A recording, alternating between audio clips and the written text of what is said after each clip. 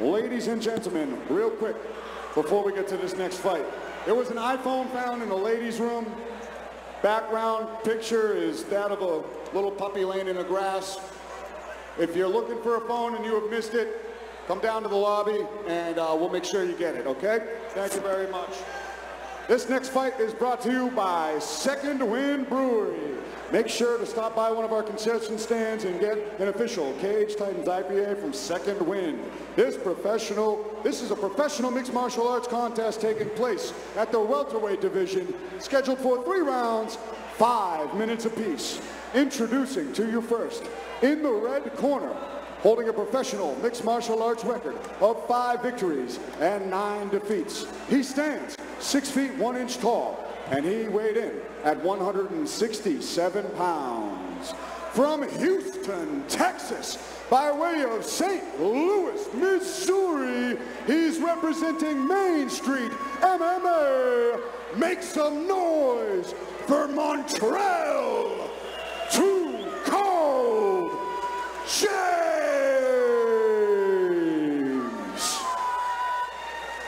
And now, introducing his opponent, standing across from him in the blue corner, holding a professional mixed martial arts record of 6 victories and 3 defeats. He stands 6 feet tall, and he weighed in at 171 pounds.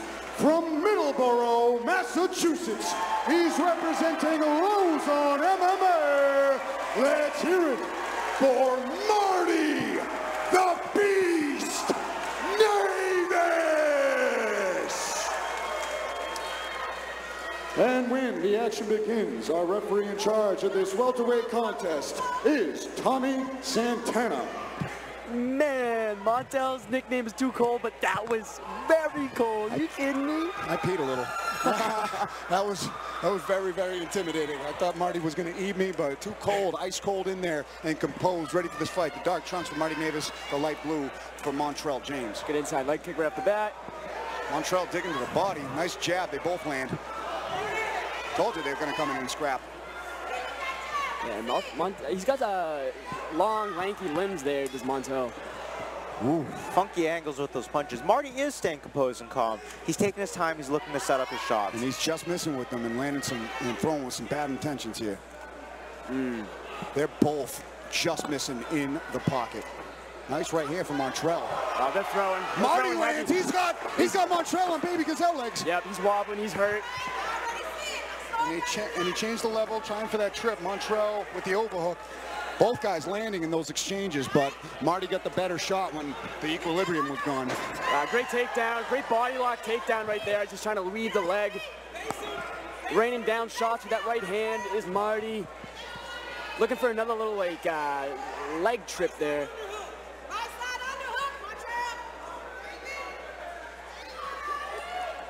Ice cold though. Montrel looks very unbothered. Taking his time to recover, it looks like. And he picks him up with the underhook, thwarting the takedown now. Yeah, though you might eat some little clinch shots, I think it's not a bad idea for Montrel to stay in this clinch and recover those legs a little bit. Yeah, better than eating big bombs in the middle of the cage. Although, to his credit, Montrel was landing some too. Oh, yeah. Though he was the one that wobbled, he definitely caught Navis back with some. He looks unbothered, but Navis is dominating the grips right now, and I feel like Montrel is in danger of landing on the mat on the wrong side of it. Nice knee from Montrel right there. Marty doing a good job keeping nice the composure with both locks of those the hands. Is he going to finish it? I spoke too soon. Not locked hands, but is looking for that trip. Great balance by Montrel, though. I love the idea that Marty just had. He went up top with the elbow, and then he changed right down to go to a level change. As elbows are landing from Montrel now. Those are nice elbows from Montrel. Marty now trying to break and land a flurry. This little ankle pick from Marty. Montrel has really good balance, nice. But right to the ear. That's right on the ear. That looked like it landed on the ear right there to me. It did look a little questionable. I'd like to see a replay if the fight does get stopped a little bit. I thought it hit an ear. It looked like an ear wobbled. And that's a clean shot if it hits an ear. To be honest, I couldn't tell from here. I'm pretty sure I saw it hit an ear right around that temple side. It's tough because it's a small window and there's a line from when you're like right above the ear towards hitting the back of the head. I'm not sure if they're disputing the angle. I don't know if we can get a replay on that elbow if possible to see if it hit an ear, but as long as you graze an ear, it should technically be a legal strike. Yeah, like you said. Got a replay coming up, so here comes the replay. That looks like an ear, man. That looked like it landed like right above the ear. Yeah, above the ear it's a isn't tight behind window. it. Above the ear isn't behind it. They're back and they're slugging. Oh, Marty going for a big flying knee. Oh, I can do it better, he says.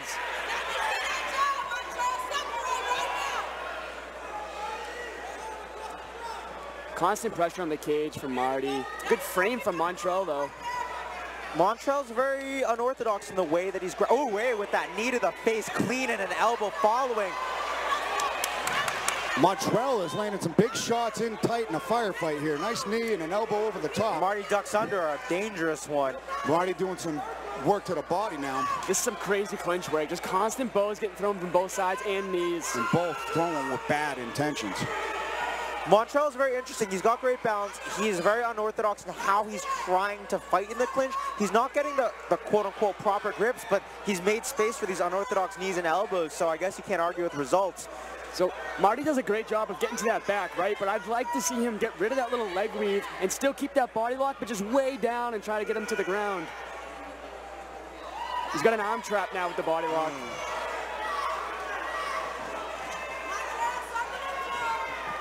This is a great fight so far. I'm enjoying this. It's a grueling pace. Oh, he gets the takedown.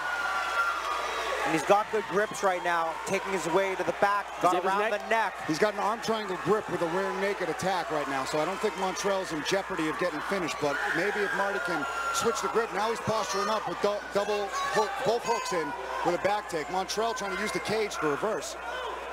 All right, that was nice defense by Montrel right there. Slick, well done. Ice cold. Ice cold. Slippery like ice. He's very unpredictable. Marty, listen, he keeps going for that takedown. He does get it, but he's got to watch those elbows coming in when he level changes like that. For sure. Even if, like, they're flirting with clean or not, if they land good to the temple, they're devastating shots. You've seen guys take naps with that. It's a fight stopper. Good head pressure again. It's just so interesting how, like, chillax James is. He is unbothered. His arms, rather than whizzing, sometimes they're just like dangling, but then he pulls an elbow out of nowhere with it. And he's doing a good job throwing on the break too. Yeah, I mean, it's just his balance is so impressive. I gotta say, Marty's looking really impressive with how he's slowing the pace down and implementing a wrestling game plan here. Man, that was a good round. Both guys landed some good shots, and both guys got tagged and a little wobble on the legs. Marty had Montrel hurt real bad before he shot in that first time, and Montrel landed some good elbows and knees on the break. It looked like Marty was a little bothered by that knee that landed in that clinch. Very well contested, but Marty did do the bigger damage and had a lot of control. So while it was a dangerous round for him, he definitely pulled away with it. Yeah, those elbows were a big factor there. I liked seeing that slick defense that Montrel had when Marty took his back. Here comes a replay, guys. Here's the replay. We'll be able to see it. Good one with Look at that. Look at that combination Marty landed that had him hurt. It was a 2-3 straight. Look at some of these elbows. Like, see, some of those there landed to the back of the head as Marty was moving, but he's targeting the ear on those, so it's not like he's trying to land dirty shots to the back of the head. Some of them land clean in transition, some of them graze the back of the head. So I don't think Montrel's particularly trying to do anything cheap, if you will. No, I think that he's doing a standard thing when defending, which is to elbow the head, but he can't, at his angle, he can't really see necessarily what he's landing, so it's not intentional. Yes. Yeah. I could see the damage, whether, you know, from this adding up. I think that Marty definitely took that first round. I think he has to be a bit more cautious with the shots he's eating during this, because he's, aside from rocking him in that takedown later in the round, he was mostly just taking those short shots from the clinch. There's some confusion here coming from the Lozon corner. Oh, they were asking for the time, but that's got to do with the commission. I have no idea. I'm not counting, but it seemed like a minute to me. I'd like to see the adjustments that both guys make here. They're both landing, stand up, but Marty has good pressure, but Montrel had good answers with the elbows like we keep talking about, so. Yeah, both guys landed some successful shots. Marty definitely had Montrel hurt way worse. And I think the referee, Tommy Santana, has given a warning with some of those elbows. Yeah, I'd like to see Marty. That second replay, there were definitely a couple and a flurry of elbows. I would like to see Marty mix up his striking with his grappling, because his best success did come from that big. Oh my gosh! I'm gonna go to Johnny Cupcakes in the Cupcakes corner. What'd you see in that first round? Man, Marty's clinch work was fantastic. Keep an eye on his head positioning. When his head stays in the middle and in the throat and under the chin of Montrel, he's getting significant strikes in, and it opens up his takedowns. If Montel's going to stay on the fence, he's going to have to really work those elbows, but he's walking a dangerous tightrope right now because he could get a point deducted in an instant. So it's a very interesting fight going right here. Oh, great insight, Johnny. Big return from Marty after that 1-2 from Montrel. A lot of exchanges already in the second round. Both guys landing, firing right back into each other, going tit for tat. Nice left hook from Marty. When Montrel throws, he loves throwing everything into that right hand, whether it's up top or to the body. I love his level changes too. He goes up and down with it, makes it hard to predict. Exactly. I'd like to see Marty feint that out maybe and give a little bit of distance and then counter. The big hooks from Marty though. Nice left hook from Marty, finding the home right on the eye. Marty's left hook is money tonight. One thing I like about Montrel that he's been doing a couple times, he's not committing so much with those jabs, kind of floating them out on the outside a little bit. He's very diverse and tricky with his movements and his strikes. I feel like it would behoove Marty to mix up the grappling and the striking threats, rather than just sticking to one, where it becomes harder to predict. Big takedown from Marty. Quarter mount right now. This is bad for Montrel. He's raining down. Cool as ice though, seems unbothered. This is where Marty wants to be. Just keep that weight on him. Double boots, flatten him out. That is a dangerous place to be, especially under Marty Navis. Montrel's looking unbothered, but he needs some urgency now, otherwise he's in danger of being stopped. Again, moving just enough. Unfazed face. Moved just enough. Looked like the ref was getting a little closer to stopping him. Now Marty's attacking the neck. And Marty doing a great job finding utter dominance. As much as you don't want Marty on his back right there, I think that was a good answer for Montrel. That ref was very close to stopping it. So you know what? Why don't we just resort to him trying to attack the neck instead of those shots? It's definitely in MMA too better to risk that than to be flattened, because when you're flattened, you get choked or you get TKO'd. Both are bad. Whereas here, it's only the choke you have to worry about. For sure. The punches hurt, but they're not going to stop the fight. Ooh, body lock for Marty with that grapevine. That is tough. Yep. Nice. Two different body types too that I wanted to mention. That Marty looks a lot more dense, where Montrel has a smaller torso, so that body triangle definitely doesn't feel good for Montrel. Yeah, the body triangle's out now. Montrel might be one explosive movement to his left side, getting into guard. He's just got to play around with the grips a little bit more and try to get his shoulders on the map. But back to the body triangle now from Marty. Suck it in with that vine. That extra hook is so clutch right there. Yeah, great control point. You can use it as a rudder to control your opponent's hips with your foot. He's got like a... It's on the side. He's giving the thumbs up, so he doesn't have the full angle torqued. He's not comfortable here. I am amazed by Montrel's, just his composure is outstanding.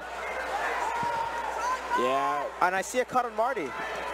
Yeah, there was just a slight off angle on that choke attempt from Marty. Montrel keeping his composure, but Marty's still working. He's still got that body triangle with the instep, even though his back is against the fence. The composure is excellent. I wonder if it would help Montrel to have a bit more urgency in escaping, because he's defending and he's staying relatively out of trouble, but not creating enough trouble. It's got to be a testament to how strong that body triangle is, because Marty just is relentless with his control. Montrel landing some of his own, though, here. With surprising power from that position. His long limbs. Yeah. Still, I'd rather be Marty in this position. He clears a hook, and he almost gets on top, but Marty keeps his hips higher. And wow, look Marty at that. almost was able to elevate his hips and go full 360 and take the back again, but Montrel mitigated that sweep at the last second and gets on top with 45 seconds left to go in the round after Marty was basically clean sweeping with the control time. Yeah, that was really impressive, but James is going to have to do a lot with this next 30 seconds, whereas Marty's setting up a triangle right now. Past the guard, though. does James. And a Goes flip for of his the own script. rear naked He's under the, choke. he's This under is the how pin. Montrel won He's his under the last pin. fight, too. He had his back taken for a minute and a half, survived, and then choked out his last opponent. He does it here again in front of everybody in Plymouth Memorial Hall. Explodes onto the scene, finds that second round finish after being in some serious trouble in multiple rounds of that fight. Getting hurt on the feet, having his back taken, ground and pound, body triangle dominance. Finds the finish late. Very impressive Cage Titans debut for Too Cold Montrel James. Yeah, good for Montrel, man. He lives up to the nickname. He is too cold. He was composed that entire time, whether he was in danger or not. And you know what? The patience game worked out for him in round two. He ended up taking Marty's back after playing his guard a little bit. So, you know, good for Montrel. Here comes the replay. It's a big win for him. Just right off the reversal, he slips out and immediately goes for the neck, doesn't worry about the hooks. He's got that palm-to-palm grip. And without the hooks in, Marty is unaware of where to turn and where to find and fight the grips, and he's just forced to tap at the end of it.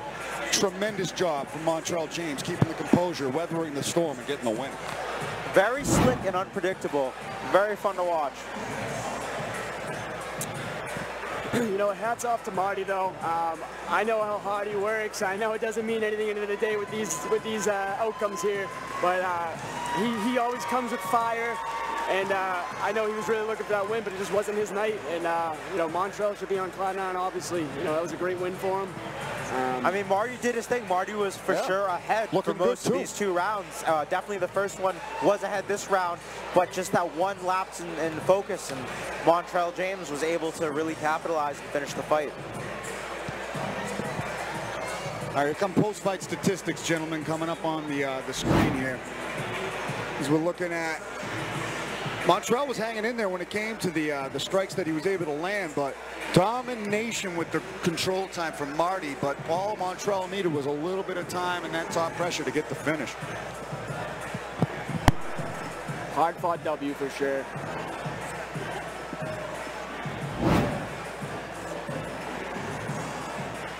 That was a very thrilling bout throughout. Yeah, the unorthodox striking was definitely fun to watch, you know, as a spectator. In stark contrast to the two quick finishes, this was a hard-fought war.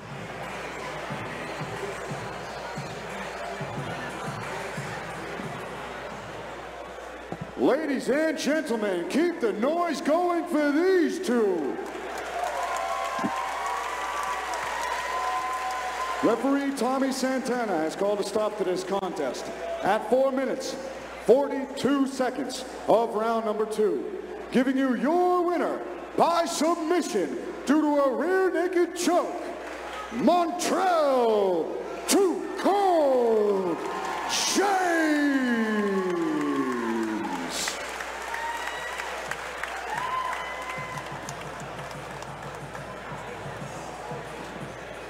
All respect between both opponents at the end of the day here.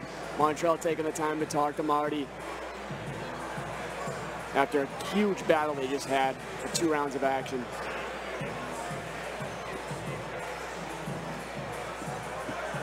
Yeah, it's a special experience when you share the cage with another man, and you really feel like you really get to know each other when you're beating the crap out of each other, man. Oh yeah, no better way.